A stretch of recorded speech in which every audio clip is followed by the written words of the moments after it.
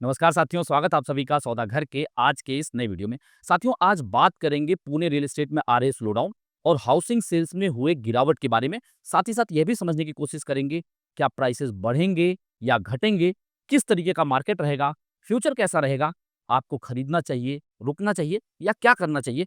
ये सारा कुछ इस वीडियो में जानेंगे। आपको वीडियो आखिरी तक देखना चाहिए और यदि आपको प्रयास पसंद आए तो वीडियो को लाइक शेयर करने के साथ साथ अपने चैनल सौदा घर को सब्सक्राइब भी कर लें, जिससे आपको तमाम इन्फॉर्मेशन, तमाम इनसाइट्स लगातार मिलते रहें और हमें मिलता रहे आपका प्रोत्साहन। तो चलिए इस टॉपिक की शुरुआत करते हैं। सबसे पहले ये समझते हैं आखिर इस दौर तक हम लोग पहुंचे कैसे हैं। आप समझें, कोविड का एक दौर था। 2020-2021 में लॉकडाउन लगे और उस दौरान हुआ क्या? उस दौरान 2 बड़ी सबसे चीज़ें हुई। उसमें एक सबसे बड़ा ये हुआ कि लोगों को घर की वैल्यू समझ में आई। लोगों को बड़े घर का डिमांड जो है महसूस हुआ कि हमें हमारे पास एक घर होना चाहिए और उसका साइज़ बड़ा होना चाहिए, क्योंकि जो वर्क फ्रॉम होम, जो हाइब्रिड कल्चर आया, उसमें लोगों को कहीं न कहीं एक्स्ट्रा स्पेस की ज़रूरत थी, जहाँ से कि वो अपना काम घर बैठे ही कर पाएँ और कंपनीज़ ने भी इस मॉडल को अप्लाई किया। इसके चलते लोगों ने रुझान दिखाया कि बड़े हाउसेज़ की तरफ बढ़ते हैं और उसे परचेज़ करते हैं और मार्केट ने भी इसे एक्सेप्ट किया। बड़े घरों के लॉन्चेज़ बढ़े तेज़ी से। ये तो एक फैक्टर। दूसरी चीज़ क्या थी? आप दूसरी चीज़ को देखें कि गवर्नमेंट ने उस सिचुएशन से उभरने के लिए, यानी कि कोविड में जो ऐसा लग रहा था कि शायद मार्केट क्रैश कर जाएगा और रियल एस्टेट उस तरीके से नहीं रहेगा जैसा पहले रहा है, इसके चलते उन्होंने स्टैम्प ड्यूटी कम किया। स्टैम्प ड्यूटी ऑलमोस्ट कुछ समय तक आधा रहा और कुछ समय तक जो है 4% लगे, जिससे कि एक और नई ऊर्जा जो है मार्केट में आ गई। अब ये 2 तरह से, यानी कि एक तरफ लोगों को ये समझ में आने लगा था कि घर की वैल्यू क्या है, बड़े घर की ज़रूरत समझ में आने लगी थी। दूसरी तरफ जब आपके टैक्सेस कम हो जाते हैं, जैसे कि स्टैम्प ड्यूटी कम हुआ, तो लोगों ने ये समझा कि ये राइट टाइम है परचेज करने का।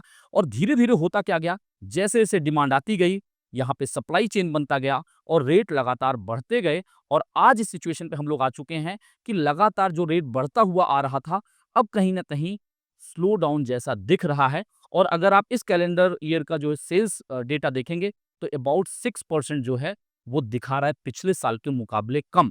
यानी कि इस साल लगभग 81,000 यूनिट्स बिके हैं, जो पिछले साल के मुकाबले लगभग 6% कम है। अब इसके कारणों को समझने की कोशिश करिए। इसके कारण को समझेंगे और इसके बाद यह भी समझेंगे कि आखिर इसका वे आउट क्या है और क्या जो है हो सकता है प्राइसेस के सिचुएशन में। अब आप देखिए, जब एक धीरे-धीरे किसी मार्केट में चेंजेज़ आते हैं, जैसे बड़े घर की ज़रूरत पड़ी, लोग खरीदने लगे और उसी तरीके से सप्लाई चेन बन गया, तो कहीं न कहीं वो जो प्राइस है वो सैचुरेट होता चला गया। यानी चीज़ें तो बढ़ती जा रही हैं, लेकिन उसके एवज़ में जो लोगों को चाहिए, चाहे इंफ्रा डेवलपमेंट की बात कर लीजिए, किसी लोकेशन में कोई डेवलपमेंट की बात कर लीजिए या फिर ट्रैफ़िक की सिचुएशन देख लीजिए, जो सिविक इश्यूज़ को देख लीजिए, इसमें कुछ ख़ास सुधार लोगों को नहीं दिखा। अगर इसमें सुधार नहीं दिख रहा है, तो एक बायर ये सोचता है कि लगातार जो पैसे हम लोग अपने घरों के लिए देते जा रहे हैं, आखिर उससे मुझे और क्या मिल रहा है? क्योंकि घर मिलने के बाद आपको प्रॉपर्टी टैक्स भी देना होता है, तो इससे कहीं न कहीं एक नेगेटिव सेंटिमेंट भी मार्केट में तैरने लगा।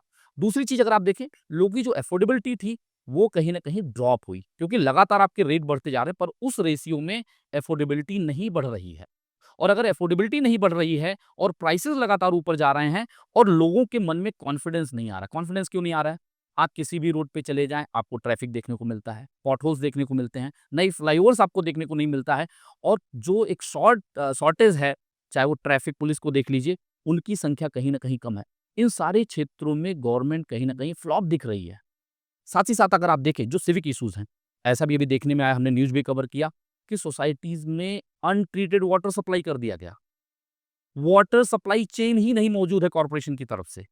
तो आखिर जो इंसान इतने महँगे में घर खरीद रहा है, जो उसकी बेसिक नेसेसिटी है कि वाटर सप्लाई हो, सिक्योरिटी हो, सीवर लाइन हो, रोड प्रॉपर हो, ट्रैफिक ना हो, पेडेस्ट्रियन के लिए स्पेस हो, वाइड रोड हो, ये जब सब चीज़ें नदारद रहेंगी, पब्लिक ट्रांसपोर्ट नदारद रहेगा, तो लोगों का कॉन्फिडेंस भी लूज़ होगा। यानी लोगों के पास पैसा होते हुए भी कई बार वो हिचकेंगे कि क्या अभी एंटर करें, और इसमें कहीं न कहीं जो इन्वेस्टर्स हैं, वो अपने आप को थोड़ा रोकते हैं। दूसरी तरफ जो एंड यूज़र है, उसकी अफोर्डेबिलिटी उस तेज़ी से नहीं बढ़ पा रही, वो बड़े घरों को ले पाएँ, और जो छोटे घर हैं, उनको लेना नहीं चाहते, क्योंकि उसमें लेके उनका गुज़ारा होने वाला नहीं है और बड़े घर को वो खरीद सकते नहीं, उनकी रीच नहीं है, जिसके चलते एक आपको ये स्लो डाउन देखने को मिल रहा है। अब आप सोचिए, ये स्लो डाउन से होगा क्या? कई लोग ये कयास लगा रहे हैं कि मार्केट क्रैश कर जाएगा, रेट कम हो जाएँगे, लेकिन आप समझिए रेट कम कब होता है? जब मार्केट में बबल बहुत ज़्यादा हो, और मैं मानता हूँ ये करेक्शन बहुत अच्छा है। अगर किसी भी तरीके से किसी लेवल पे कुछ बबल बन भी रहे होंगे, तो उनको बर्स्ट करने के लिए ये चीज़ होना बहुत ज़रूरी भी था। अब आप समझिए, अभी कुछ दिन पहले हमने आपके सामने जो है एक वीडियो बनाया था, जिसमें जो एफएसआई डेवलपर कॉर्पोरेशन से खरीदता है, उस पे भी 18% जीएसटी और वो भी रेट्रोस्पेक्टिव लगाने की बात चल रही है। गवर्नमेंट जो है इस पे चर्चा कर रही है, उस पे हमने डिटेल में चर्चा की है। एक तरफ जब आप 18% परचेज्ड एफएसआई पे जीएसटी लगाएँगे, तो जो आपका एक तरीके से कंस्ट्रक्शन कॉस्ट कहिए या प्रोडक्ट का कॉस्ट कहिए, वो 7 टू 9% इंक्रीज़ हो जाएगा, एक चीज़। दूसरा, अगर आप पिछले साल दर साल देखें तो सीमेंट और स्टील जो सबसे ज़्यादा यूज़ होता है कंस्ट्रक्शन में, वो लगातार बढ़ रहा है। स्किल्ड लेबर की डिमांड बढ़ रही है, यानी कि स्किल्ड लेबर के भी चार्जेज़ बढ़ रहे हैं लगातार। क्योंकि आप देखें, मार्केट में पहले इक्का-दुक्का प्रोजेक्ट होते थे, जहाँ पे टनल फॉर्म, एलू फॉर्म या फिर कहिए माइवन टेक्नोलॉजी के कंस्ट्रक्शन दिखते थे। आज लगभग सारे प्रोजेक्ट हाई राइज़ बन रहे हैं और कहीं पे आपको कन्वेंशनल कंस्ट्रक्शन देखने को नहीं मिल रहा है या फिर बहुत कम देखने को मिल रहा है। ऐसे में जब लगातार आपका मटेरियल कॉस्ट बढ़ रहा है, स्किल्ड लेबर की ज़रूरत ज़्यादा पड़ रही है और जो टैक्सेस हैं वो इंक्रीज़ कर रहे हैं, तो आपका प्रोडक्ट सस्ता कैसे होगा? ये एक सवाल उठता है। अब देखिए, यहाँ पे सस्ता कैसे होता है ये समझना होगा। अगर डेवलपर के पास मार्जिन जहाँ बढ़ रहा था, जिस तेज़ी से प्राइसेज़ बढ़ रहे थे, वो एक तो रुक जाएँगे, क्योंकि अगर उसी पेस में वो बढ़ाते जाएँगे तो वो इन्वेंट्री को बेच नहीं पाएँगे। एक सबसे बड़ी समस्या आएगी। दूसरी चीज़ ये है कि इस जो पैनिक सिचुएशन में वो चाहेंगे कि जो इन्वेंट्रीज़ उनके पास हैं, वो निकाली जाए। तो अगर उस पेस में प्राइसेज़ नहीं बढ़ रहे हैं, तो यह भी मान के चलिए कि कहीं न कहीं वो आपके लिए, बायर के लिए अच्छी बात है। अब आप समझिए, दूसरी तरफ जो आपका सप्लाई है वो लगभग 30% से ड्रॉप हुआ है। सप्लाई क्यों ड्रॉप हुआ है? अभी महाराष्ट्र में डुअल इलेक्शंस हुए, यानी स्टेट इलेक्शन, इसके पहले जो आम चुनाव था वो भी हुआ।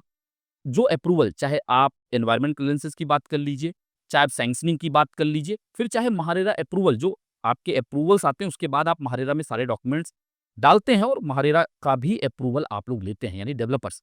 तो महारेरा भी अपग्रेडेशन के फेज में था, वहाँ पे भी डिले हुआ, एनवायरनमेंट क्लियरेंसेस में डिले हुआ और जैसे कि इलेक्शन के फेज में क्या होता है, नॉर्मली डिले होता ही होता है। तो जो सप्लाई मार्केट में ड्रॉप हुई है वो भी काफ़ी बड़े नंबर में 30% से ड्रॉप हुआ है। तो अगर सप्लाई ड्रॉप हुआ है, तो कहीं न कहीं ये दर्शाता है कि जो मार्केट का डिमांड है या फिर जो सेल है, उस रेशियो में ड्रॉप नहीं हुआ है। यानी कि ये चीज़ अगर आप समझने की कोशिश करें, आज का जो सिनेरियो है, ये बायर के लिए बहुत अच्छा सिनेरियो बनता जा रहा है। क्यों? क्योंकि आपके लिए आज की डेट में जो प्राइसेज़ जिस तेज़ी से बढ़ रहे हैं, तो वो नहीं बढ़ रहे हैं, लेकिन ये समय क्या है कि आपको प्रॉपर रिसर्च करना होगा और यहाँ पे डेवलपर्स के लिए क्या है, आपको अपने मार्जिन से भी अगर कुछ कट करने की ज़रूरत पड़ती है, तो कट करना चाहिए, जिससे कि सेल्स बना रहे। अब इसमें गवर्नमेंट को क्या करना चाहिए, वो भी समझने की कोशिश करिए। एक तो गवर्नमेंट की जो फ्रीबीज़ स्कीम है, इसके चलते उनके पास ऑलरेडी जो है, एक तरीके से डेफ़िसिट है, फंड डेफ़िसिट है। अब इनको रेवेन्यू की और ज़्यादा ज़रूरत है और उसी रेवेन्यू की ज़रूरत की वजह से ही जो परचेज़ एफएसआई है, उस पे ये लोग जीएसटी लगा रहे हैं। अगर मार्केट इस तरीके से नीचे जा रहा है, तो सबसे बड़ा नुकसान इसमें कहीं न कहीं गवर्नमेंट का भी होने वाला है। क्योंकि आप जो जीएसटी लगा रहे हो रेवेन्यू इंक्रीज़ करने के लिए, अगर सेल्स नीचे जाता है, तो आपका रेवेन्यू कम होता जाएगा। अब अगर रेवेन्यू कम होता जाएगा, तो आप उसे बढ़ाने के लिए स्टैम्प ड्यूटी बढ़ाने की कोशिश कर सकते हैं, जीएसटी बढ़ाने की कोशिश कर सकते हैं, जिससे कि आप उसे कहीं न कहीं मैनेज करें। लेकिन इसमें गवर्नमेंट का अप्रोच क्या होना चाहिए? आपको थोड़े समय के लिए स्टैम्प ड्यूटी कम करना चाहिए और जीएसटी को भी कम, कुछ हद तक कम करना चाहिए। क्यों? क्योंकि अगर आप कम करते हैं, तो कहीं न कहीं जो लोड एक मिडल क्लास पे, जो हमने पहले भी बात की हुई है, जो एक बायर के ऊपर लोड पड़ रहा है, वो कम होगा, तो मार्केट में वो रुझान दिखाएगा। जो सेल्स डेटा है, वो ऊपर जाएगा। यानी जब नंबर ऑफ सेल्स बढ़ेंगे, नंबर ऑफ ट्रांज़ैक्शंस बढ़ेंगे, तो गवर्नमेंट के रेवेन्यू भी बढ़ जाएँगे और दूसरी तरफ जहाँ पे डेवलपर्स के पास मार्जिन है और अभी अनसोल्ड इन्वेंटरीज़ भी बची हुई हैं, वहाँ उन्हें अपना मार्जिन भी कट करना चाहिए, जिससे कि मार्केट में एक फ्लो बन सके और इसमें विन-विन सिचुएशन हो, चाहे वो गवर्नमेंट हो, चाहे वो पब्लिक हो, यानी कि जो बायर है, होम बायर है और दूसरा चाहे वो डेवलपर हो, क्योंकि डेवलपर भी नहीं चाहेगा कि उसकी इन्वेंटरी अनसोल्ड रहे या फिर नए प्रोजेक्ट जो लॉन्च करने वाले हैं, उसमें पैनिक सिचुएशन क्रिएट हो। अब आप यहाँ पे एक चीज़ और समझिए कि जो लोगों का एंड यूज़ है, वो तो आप डिक्लाइन नहीं कर सकते क्योंकि वो तो नीड है। हाँ, उस चीज़ को वो पोस्टपोन कर सकता है। एक अगर आप होम बायर हैं, तो आप क्या करेंगे? अगर आज आपको दिख रहा है यार मार्केट में जो है एक तरीके से अनसर्टेनिटी है। अब उस अनसर्टेनिटी को लेके क्या करेंगे कि आप परचेज़ नहीं करना चाहेंगे। तो कहीं न कहीं आपने अपने डिमांड को, अपनी नीड को आगे खिसका दिया। अब ये सिचुएशन क्या बन रही, जो ये पैनिक सिचुएशन है, जहाँ पे डेवलपर को भी समझ में नहीं आ रहा है कि आगे क्या होने वाला है। क्या कंस्ट्रक्शन कॉस्ट बढ़ेंगे? क्या जीएसटी अप्लाई हो जाएगा परचेज एफएसआई पे? इससे तो प्रोडक्ट की कॉस्ट, कंस्ट्रक्शन कॉस्ट बढ़ेगी, तो उनके ऊपर और लोड बढ़ेगा क्योंकि मार्जिन भी कट करने की बात हो रही है और प्लस उनके पास एक लोड बढ़ेगा कंस्ट्रक्शन कॉस्ट का। दूसरी तरफ ये होगा कि लोग परचेज करने के लिए अगर अपनी नीड को आगे शिफ्ट कर रहे हैं, तो ये सिचुएशन एक रियल बायर के लिए, जो भी लोग इंटरेस्टेड है रियल एस्टेट में खरीदने के लिए या फिर जो होम बायर है, उनके लिए कहीं न कहीं एक अपॉर्च्युनिटी का भी टाइम होता है कि आप मार्केट में निकलें और अच्छे से रिसर्च करें। आप समझने की कोशिश करें कि आपका नीड क्या है और वो कहाँ फुलफिल हो सकता है और वहाँ जहाँ पे आप फुलफिल करने जा रहे हैं, वहाँ पे प्राइसेज़ क्या थे? क्या उसी प्राइस में आप खरीद रहे हैं? कुछ प्राइसेज़ कम हो रहे हैं? क्या आपको ढंग की इन्वेंटरीज़ मिल रही है? क्या लोकेशन सही है? तो ये चीज़ों से फ़ायदा क्या होगा कि आपको एक अच्छा डील मिल सकता है। ये एक अपॉर्च्युनिटी है आपके लिए, लेकिन ये सबके लिए नहीं हो सकता है। जो अच्छे से रिसर्च करेंगे उनके लिए हो सकता है। अब एक चीज़ और समझने की कोशिश करिए, आखिर लोगों में कॉन्फिडेंस कैसे आएगा? तो गवर्नमेंट को सीधे तौर पे कॉर्पोरेशन का बजट बढ़ाना होगा। मैंने कई वीडियोज़ में आप लोगों के साथ डिस्कस किया हुआ है, कॉर्पोरेशन का बजट का जो 40% अमाउंट है, वो सीधा इन्हीं के एक तरीके से रिम्यूनरेशन में चला जाता है, जो इनके एम्प्लॉइज़ हैं, उनके फंड में चला जाता है।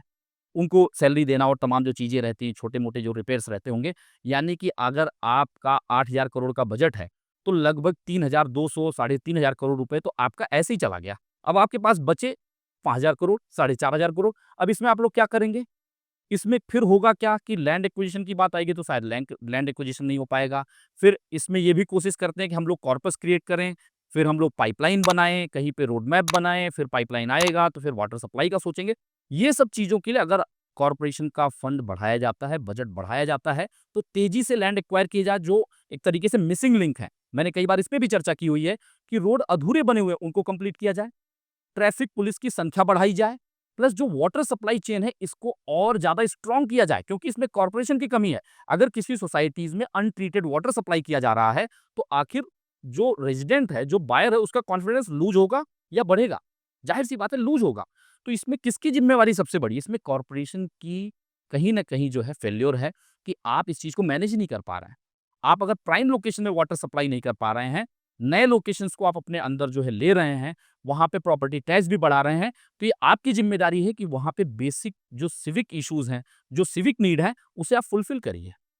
इसके लिए क्या हो बजट बढ़ाया जाए। दूसरी बात, जो इंफ्रास्ट्रक्चर डेवलपमेंट है, जहाँ फ्लाईओवर्स की ज़रूरत है, वहाँ फ्लाईओवर्स लाए जाएँ, जो पॉटहोल्स हैं, उसे खत्म किया जाए, रोड को वाइड किया जाए, पेडेस्ट्रियंस के लिए अच्छी खासी स्पेस दिए जाएँ, जिससे कि लोग आसानी से रोड पे चल सकें। लोगों के अंदर एक कॉन्फिडेंस पैदा हो। हाँ, एक चीज़ अच्छी है कि ट्रांसपोर्टेशन के मामले में जहाँ पब्लिक ट्रांसपोर्ट कहीं न कहीं चरमराया हुआ है, अगर मैं पुणे की बात करूँ, उसमें मेट्रो एक आशा की किरण ज़रूर है, क्योंकि जो लाइन्स पे काम चल रहे हैं, वो कंप्लीट होने पे ये चीज़ ज़रूर रहेगी कि लोगों को एक एक्स्ट्रा मीडियम मिलेगा ट्रांसपोर्टेशन के लिए। लेकिन आप सोचिए, यहाँ पे ये चीज़ सीरीज़ में हो रही है, पैरेलल काम नहीं हो रहा है। सीरीज़ में मैं क्यों कह रहा हूँ कि आप एक मेट्रो लाइन को कंप्लीट करते हैं, वहाँ पे फंक्शन होता है मेट्रो, उसके बाद आप दूसरे लाइन पे काम करते हैं। अगर इसे पैरेलल ही कर दिया जाए, यानी जैसे अभी आपका हिंजौड़ी फेज़ 3 से लेके आप छत्रपति शिवाजी नगर तक का सिविल लाइन तक का जो मेट्रो लाइन बना रहे हैं, अगर इसी समय आप जब उसका काम चालू हुआ, उसी दौरान अगर आप खड़गवासला टू खराड़ी की जो मेट्रो लाइन की बात हमने की, उसका काम अगर आपने फंड एलोकेट करके चालू करा दिया होता, रामवाड़ी से लेके जो वाघोली की लाइन अगर उसमें आप काम चालू करा देते, तो शायद 6-6 महीने और 1-1 साल के अंतराल पे ये सारे मेट्रो फंक्शनल हो जाते। यानी आने वाले 3-4 सालों में ये सारी लाइनें फंक्शनल हो जाती, जिससे अगर इंसान ईस्ट टू वेस्ट जाना चाहे, नॉर्थ टू साउथ जाना चाहे या फिर इंटरनल वो अपना सफ़र करना चाहे, उसके लिए आसानी हो जाती। और पैरेलली जो है एक तरीके से शटल सर्विसेज़ भी डेवलप हो जाते। तो जो रोड पे एक तरीके से ट्रैफ़िक बढ़ रहा है, उसके लिए एक ऑप्शन हो जाता और जो लोग भी अपना समय बचाना चाहते, फ्यूल बचाना चाहते, पर्यावरण के बारे में सोचते, वो लोग इस मीडियम को ज़्यादा तेज़ी से यूज़ करते। तो कहीं न कहीं गवर्नमेंट को इसे पैरेलल लेवल पे काम करना चाहिए, ना कि सीरीज़ के तरीके से। और दूसरी चीज़, आपको सिक्योरिटी पे भी फ़ोकस करना होगा। आखिर एक इंसान अगर आप देखिए जो एक्सीडेंट के केसेज़ हैं, वो रोड पे लगातार बढ़ते जा रहे हैं। कहीं पे ट्रैफिक लाइट नहीं है, ट्रैफिक लाइट है तो पुलिस पर्सनल्स नहीं है, अगर पुलिस पर्सनल्स हैं तो वहाँ पे फ्लाईओवर्स नहीं है, वाइड रोड नहीं है। ये समस्याओं को अगर आप दूर करेंगे, तो एक तरीके से जो बायर है, जो रेज़िडेंट है, उसका कॉन्फिडेंस बढ़ेगा और वो कहीं न कहीं जो उसका नीड है, उसे वो फुलफ़िल करना चाहेगा। जिनके पास पैसे हैं, वो कॉन्फिडेंटली मार्केट में लगाना चाहेंगे। तो एक साथ गवर्नमेंट को पहले तो बजट बढ़ाना होगा, पब्लिक के जो एक तरीके से इंफ्रास्ट्रक्चरल डेवलपमेंट है, उस पे फ़ोकस करना होगा, वाटर सप्लाई चेन को मैनेज करना होगा और साथ ही साथ जो टैक्सेज़ हैं, जैसे स्टैम्प ड्यूटी है, जीएसटी है, इन सब चीज़ों को भी थोड़ा ईज़ आउट करना चाहिए और डेवलपर को क्या करना चाहिए, उनको अपने एंड पे जो आपके मार्जिन है उसे थोड़ा कम करिए, जिससे मार्केट में ये फ्लो तेजी से बने, और ये कहीं न कहीं एक अच्छा साइन मैं मानता हूँ लॉन्ग टर्म के लिए। क्योंकि लॉन्ग टर्म के हिसाब से आप देखेंगे, जिस तरीके से प्राइसेज़ बढ़ते जा रहे थे, अगर ऐसे ही अनाप-शनाप रेट बढ़ते जाते, तो ये कहीं न कहीं मार्केट में तेजी से बबल क्रिएट होता। पर ये मैं अच्छा क्यों कह रहा हूँ? क्योंकि सप्लाई 30% से डाउन हुई है और सेल्स सिर्फ 6% से डाउन हुआ है। तो एक पॉजिटिव साइन है कि जो डिमांड सप्लाई का गैप है, वो कहीं न कहीं सप्लाई कम हो रहा है और डिमांड तो जस का तस बना ही हुआ है, यानी कि जिसको घर चाहिए वो तो चाहिए ही चाहिए। बस अफोर्डेबिलिटी इश्यू के लिए के चलते वो खरीद नहीं पा रहे हैं। तो ये अच्छा साइन है लॉन्ग टर्म के हिसाब से। आपको भी लॉन्ग टर्म के हिसाब से अपना रिसर्च करना चाहिए। कहीं पे भी सौदागर की मदद की ज़रूरत है, तो उसके लिए हमने क्वेरी कंसर्न फॉर्म का लिंक डिस्क्रिप्शन में दिया हुआ है। उसे प्रेस करिए, अपनी समस्या हम तक पहुँचाइए, कोशिश रहेगी आपकी समस्या का समाधान दिया जाए। और लगातार यह भी सौदागर प्रयास कर रहा है कि हर लोकेशन से आपको एक एरियल व्यू, वहाँ पे ग्राउंड की क्या सिचुएशन है और जो मल्टीपल प्रोजेक्ट्स चल रहे हैं, उसके वर्क प्रोग्रेस के साथ-साथ उसका डिटेल भी आप तक लाया जाए। तो अपना सुझाव भी हम तक ज़रूर पहुँचाएँ। यदि आपको सौदागर का प्रयास पसंद आया है और आपके मन में भी इस टॉपिक से लेके कुछ सुझाव है, कुछ आपकी प्रतिक्रिया है, तो उसे कमेंट में डिटेल में लिख के बताएँ, जिससे जितने लोग भी देख रहे हैं, उनके पास मल्टीपल पर्सपेक्टिव आ पाए और मार्केट को अच्छे से समझ पाएँ। वीडियो को लाइक, शेयर करने के साथ अपने चैनल को सब्सक्राइब ज़रूर करें और बेल आइकन प्रेस कर लें, जिससे आप तक नोटिफ़िकेशन जाए, आपको इनसाइट्स मिलें, तमाम रियल एस्टेट की जो है वीडियोज़ देखने को मिलें और हमें मिले आपका प्रोत्साहन और आशीर्वाद। जल्द मिलेंगे एक नए वीडियो के साथ, एक नई इन्फॉर्मेशन के साथ। तब तक के लिए धन्यवाद। नमस्कार।